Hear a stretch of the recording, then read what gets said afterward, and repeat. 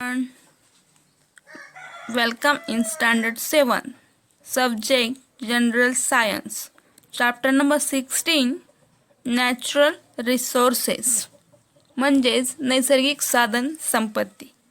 Let's recall.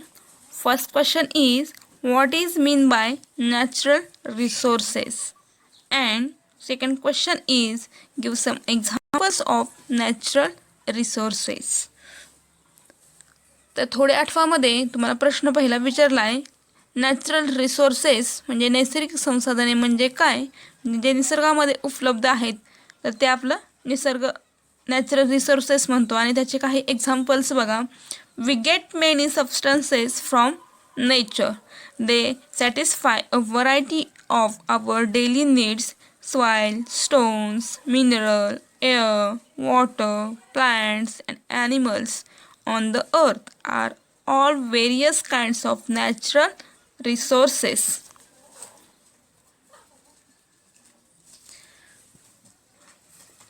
तर बघा, तुम्हाला निसर्गामध्ये अनेक प्रकारचे आपल्याला पदार्थ आढळून येतात. त्याच्यामधले हे जे पदार्थ आहेत तर ते आपल्या डेली नीड्स म्हणजे दैनंदिन ज्या गरजा आहेत तर त्या गरजा भागवण्यासाठी हे सबस्टन्स उपयोगी पडतात. जसे की आपल्याला सॉइल, नंतर सॉइल म्हणजे माती, स्टोन्स दगड, मिनरल्स खजिनं, हवा, वॉटर म्हणजे पाणी, वनस्पती आणि काही प्राणी, हे सगळं एक प्रकारचं नैसर्गिक किंवा नॅचरल रिसोर्सेस आहेत.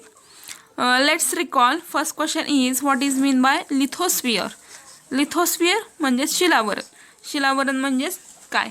तर शिलावरण म्हणजे लिथोस्फिअर जो आहे तर तो आपलं जे पृथ्वीचं जे कवच आहे म्हणूयात आपण, तर त्याच्यामधला सगळ्यात लास्टचा जो लेअर आहे तर तो लेअर म्हणजेच आपला लिथोस्फिअर आहे, ज्याच्यामध्ये आपल्याला मिनरल्स जे आहेत तर त्या तिथं आढळून येतात. नॅचरल रिसोर्सेस इन द अर्थ क्रश. तर भूकवचामध्ये असणारे जे नैसर्गिक साधन संपत्ती आहे तर ती आपल्याला पाहिजे आहे. The Earth's lithosphere is made up of land and the hard crust beneath it. तर हा जो आपल्याला लिथोस्फिअरचा जो लेअर आहे तर तो कशापासून बनलेला आहे तर सांगितले बघा, लँड आणि हार्श क्रश म्हणजे हा जो भाग आहे तर तो जमीन आणि त्याच्या खालील जे कठीण कवच आहे यापासून बनलेला आहे. Lithosphere is not homogeneous but it is made of many types of rocks. मग हा जो लिथोस्फिअर आहे तो होमोजिनस म्हणजे एक जिनसी किंवा एक पदार्थ असणारा नाही, तर त्याच्यामध्ये अनेक सारे प्रकारचे खडक एकत्र आणले आहेत किंवा त्याच्यापासून अनेक खडकांपासून बनलेला आहे.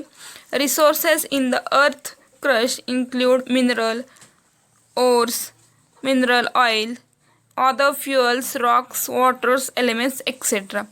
तर मग हे भूकवच जे आहे तर त्याच्यामध्ये काही तुम्हाला नॅचरल रिसोर्सेस आढळून येतात ह्या अर्थ क्रशमध्ये. तर ते काही मिनरल्स म्हणजे खनिज, ओर्स म्हणजे काही धातुक, मिनरल ऑइल म्हणजे खनिज तेल, नंतर काही फ्युअल्स आहेत, इंधन म्हणूयात आपण, नंतर रॉक्स काही खडक, पाणी आणि एलिमेंट्स म्हणजे मूलद्रव्य तुम्हाला त्याच्यामध्ये आढळून येतात. आता त्यातलं आपण मिनरल्स आणि ओर्स याविषयी माहिती घेऊया. मिनरल्स म्हणजे खनिज आणि ओर्स म्हणजे धातुक. Minerals wealth has an important place among natural resources.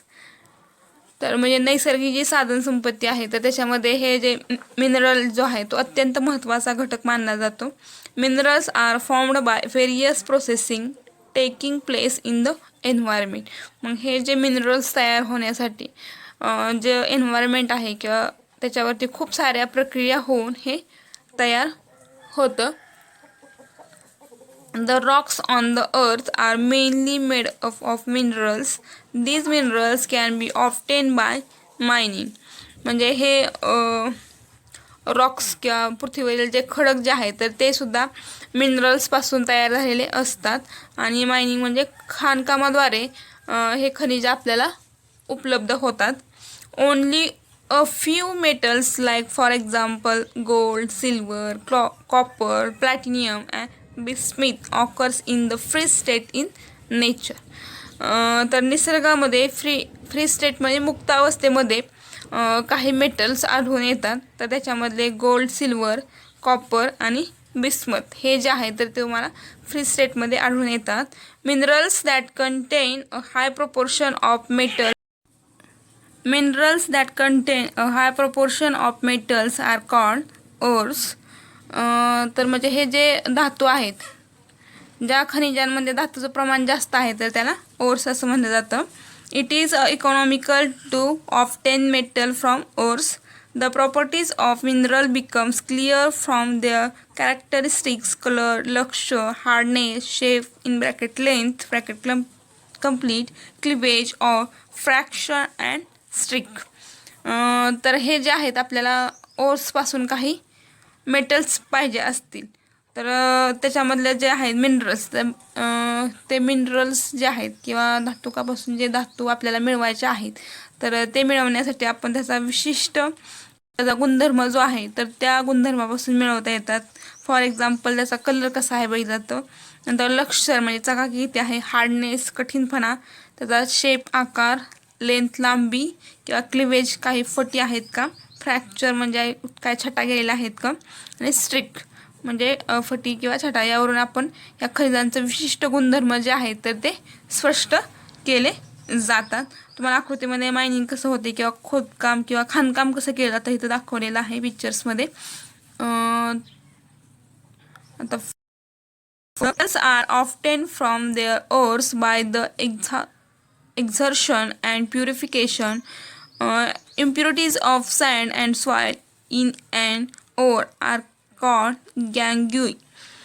तर धातुकापासून किंवा धातू मिळवण्यासाठी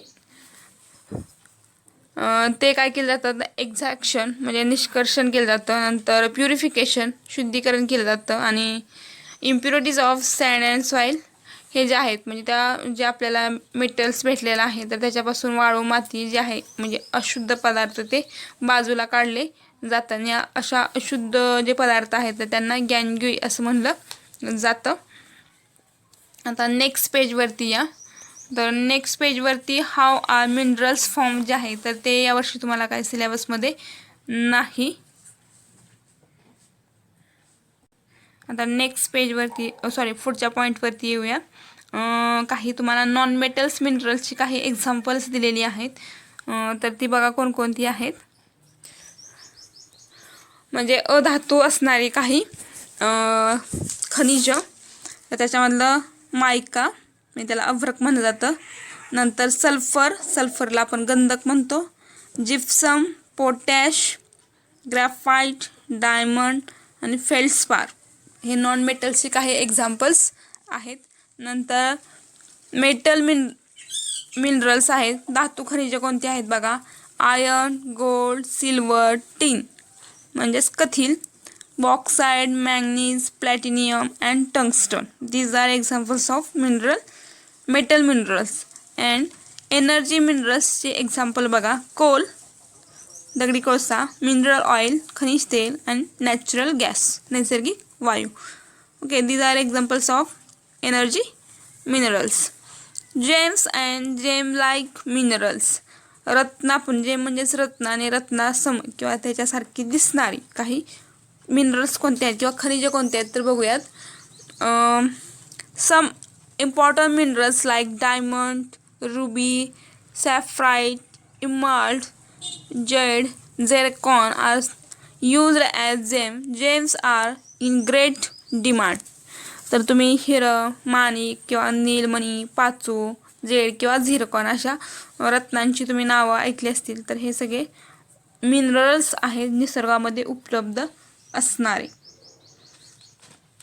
नंतर डू यू नो माहीत आहे का तुम्हाला. Deposits of a common salt are also found in the earth. This salt is called rock salt. It is used in food and in some medicines. म्हणजे बघा पृथ्वीचं जे भूगर्भ आहे तर त्याच्यामध्ये आपल्याला काही मिठाचे साठे सापडतात. मग हे जे मीठ आहे त्याला रॉक सॉल्ट किंवा सैंधव मीठ किंवा शेंदे लोण असं मराठीमध्ये म्हणलं जातं. तर या रॉक सॉल्टचा यूज तुम्ही तुमच्या डेली फूडमध्ये करू शकता किंवा काही मेडिसिन्समध्ये सुद्धा या रॉक सॉल्ट वापर केला जातो. Natural institution. The Indian school of mines Dhahabad